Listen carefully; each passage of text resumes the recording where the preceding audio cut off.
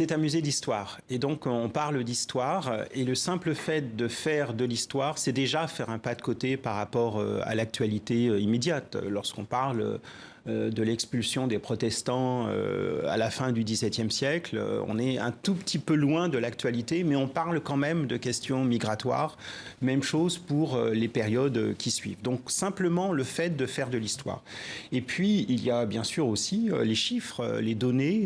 Nous travaillons de près avec l'INSEE, avec l'INED, François Héran, le président du conseil d'orientation, pour présenter des données scientifiques, vérifiées, qui permettent souvent, c'est là aussi de relativiser, de faire un pas de côté par rapport à l'écume des polémiques du jour, lorsque l'on voit que les chiffres de migrants en situation irrégulière, etc., sont en réalité extraordinairement faibles au regard de notre population et a fortiori de la population européenne. La migration chinoise, pour ne prendre cet exemple, vers la France, c'est une migration extraordinairement marginale au vu des grands courants migratoires qui s'organisent aujourd'hui de par le monde.